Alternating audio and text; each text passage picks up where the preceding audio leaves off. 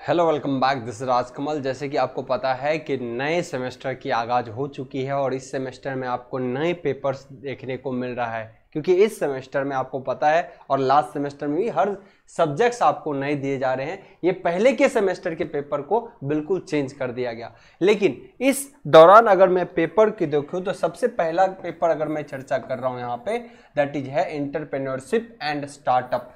ये क्या है आज के टाइम में अगर बात करें ना, तो एंटरप्रेन्योरशिप और स्टार्टअप की अगर बात करें तो अपन कहते हैं ना कि स्किल्ड इंडिया है ना, डिजिटल इंडिया। तो यहाँ पे हम नए नए स्टार्टअप की बात करते हैं जहां पर इंडिया में जॉब्स की बहुत ज्यादा कमी हो रही है। तो हम चाहते हैं कि बंदे खुद से क्या करे, कुछ स्टार्टअप करे। हर बंदा ऐसा ना हो कि गवर्नमेंट जॉब पे ही डिपेंडेंट हो या किसी दूसरे पे डिपेंडेंट हो, खुद से छोटी छोटी स्टार्टअप करे ताकि एक दिन वो लार्ज स्केल पर जाए और उसके साथ ज्यादा से ज्यादा एम्प्लॉय जुड़े। तो इस तरीके से जो एम्प्लॉयमेंट की जो है स्थिति बहुत ज्यादा बढ़े, एम्प्लॉयमेंट की संख्या ज्यादा हो, इसके लिए स्टार्टअप को ज्यादा फोकस किया गया और गवर्नमेंट के द्वारा भी बहुत सारे ऐसे स्टार्टअप पे सब्सिडीज प्रोजेक्ट दिए जाते हैं जिसपे आपको स्टार्टअप करने में जो इनिशियल कॉस्ट आते हैं वो कम से कम पर कर पाए लगे और आपको चीजों को करने में काफी आसानी हो। तो इस दौरान अब इन पेपरों को भी आपको क्या दिया गया, इसके बारे में कुछ स्टडी करने के लिए दिया गया। ये न्यू इंडिया यानी डिजिटल इंडिया के लिए बहुत जरूरी है कि अब इन जो ट्रेंड्स चल रहे हैं, लेटेस्ट ट्रेंड, उन पे स्टडी किया जाए। जैसे कि लास्ट सेमेस्टर में आपने पढ़ा होगा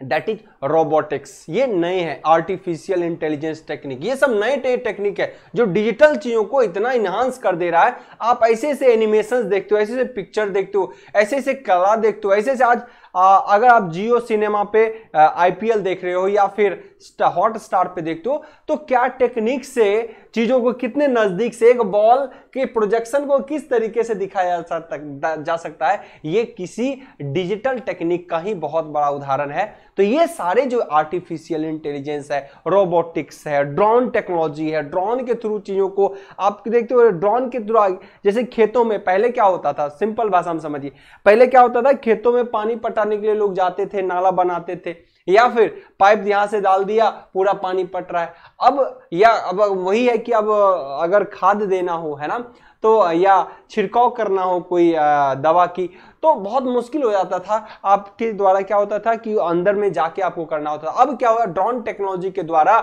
छिड़काव किए जाते खेतों में। तो चीजें एडवांस हो रही है, तो उसके बारे में आपको स्टडी करना भी जरूरी है। तो उसी क्रम में एक सब्जेक्ट इंट्रोड्यूस किया गया है 6th सेमेस्टर में, that is entrepreneurship and startup. अब इसमें क्या क्या दिए हुए हैं, क्या क्या इसके टॉपिक है, हम उनके बारे में बात करेंगे। ये आपके मेन सब्जेक्ट में आते हैं, ये इलेक्टिव सब्जेक्ट नहीं है, ये आपको मेन सब्जेक्ट दिया गया है, ये उनकी चर्चा की गई है। अब मैं यहाँ पे बात कर लूं इसमें क्या क्या दिया। हालांकि ये सिलेबस छोटा है, बहुत बड़ा नहीं, आपको पढ़ने में मजा आएगा, आप अच्छे से इसको कर जाओगे। ठीक है, चलिए क्या क्या सिलेबस दिया हुआ है सर, इनकी चर्चा कर ले। यूनिट 1 दिया हुआ है ना, introduction of entrepreneurship and startup है ना। उसके बाद इसके डिफिनेशन, इसके ट्रेंड्स, उसके ऑफ एंटरप्रेन्योरशिप, उसके बाद आपको मोटिवेशन, टाइप ऑफ बिजनेस, किस तरह के बिजनेस होते हैं है ना। तो ये सारी चीजों की चर्चा की गई है, आप अच्छे से इसको कर जाओगे। दूसरा चैप्टर है business ideas and their implementation. तो इसमें भी बहुत ज्यादा कुछ नहीं है, कुछ आइडियाज आपको देखने हैं, एक्टिविटीज मैप देखने हैं, बिजनेस प्लान करनी है। तो ये सब नए इंडिया के यानी जो आपको एक डेवलपिंग कंट्री और डेवलपमेंट के बारे में चीजों को बता रहा है कि कैसे ज्यादा ज्यादा एम्प्लॉयमेंट को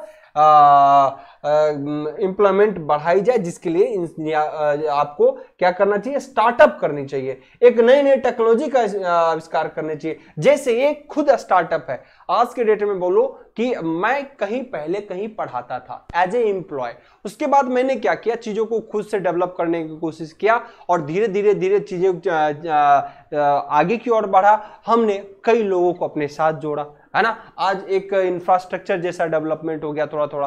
तो इस तरीके से जो चीजों को हमने अब डेवलप कर लिया, आज मैं 10 लोगों को रख रहा हूं, 10 लोगों को कुछ ना कुछ वर्क मिल रहा है। इसका मतलब ये है कि ये एक अपने आप में स्टार्टअप है, यही एक क्या है, अपने आप में स्टार्टअप है।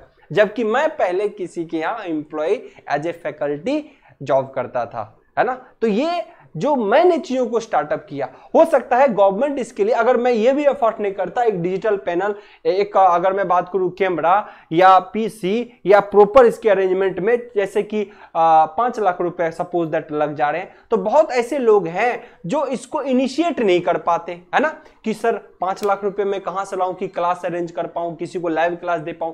तो गवर्नमेंट इसमें सब्सिडी देती है। मान लो जिनको चाहिए कि मैं काम कर सकता हूं, मुझे अंतर की इच्छाएं हैं, मैं मानता हूं, मैं जानता हूं कि मैं चीजों कर लूंगा, तो बहुत लोगों को गवर्नमेंट क्या करती है, इस पे सब्सिडी देती है। भाई 3 लाख तू लगा, 2 लाख मैं देता हूं, आप एक सेटअप बनाओ, है ना, आप काम शुरू करो। तो इसी को एक तरीके से स्टार्टअप को इनकरेज किया जाता है। ठीक है, चलिए, तो ये क्या है आपके स्टार्टअप के आइडियाज टू स्टार्टअप। आइडिया क्या होना चाहिए, इसकी मार्केटिंग की एनालिसिस होनी चाहिए, जो आप चीजों को कर रहे हो वो प्रॉपर उस डायरेक्शन, आपकी मार्केट की डिमांड है कि नहीं। तो बहुत सारी चीजें हैं यहाँ पे जिनके बारे में आपको जानना पड़ेगा। उसमें क्या है, रिस्क एनालिसिस। ऐसा ना कर लो कि करोड़ों रुपए लगा दिए, रिस्क इतना खेल गए कि वहां से लाखों रुपए नहीं आ रहे, तो ये आपकी रिस्क हो गई, आपने मार्केट को बहुत अच्छे से एनालिसिस नहीं किया। सिंपल सी भाषा में कहें कि आप किसी दुकान को स्टार्ट कर रहे हो, है ना, लेकिन ऐसे जगह दुकान की स्टार्ट कर रहे हो जहां पे दुकान की स्टार्टअप जो होनी चाहिए पंचर बनाने या टायर की होनी चाहिए हाईवे पे, आपने वहां कुछ खोल दिए सोफे की दुकान, तो भाई वो चलेगा क्या, नहीं चलेगा। तो आपको मार्केट की एनालिसिस बहुत इंपॉर्टेंट है, तो ये सारी चीजें आपको पता होना चाहिए। उसके बाद इसकी प्रॉपर मैनेजमेंट होनी चाहिए, कंपनी ऑर्गेनाइजेशन उसकी स्ट्रक्चर होनी चाहिए, recruitment and management of talent होना चाहिए, फाइनेंशियल ऑर्गेनाइजेशन एंड मैनेजमेंट होनी चाहिए। तो ये भी टॉपिक है, इसमें बहुत ज्यादा यूनिट नहीं है, मुझे लगता है 5 ही यूनिट टोटल दिया हुआ है। Financial and protection of ideas, तो ये देखो किस तरीके से यूनिट 1 बहुत छोटा टॉपिक है जी, unit 1, unit 2, unit 3 and unit 4। अगर मैं बात करूं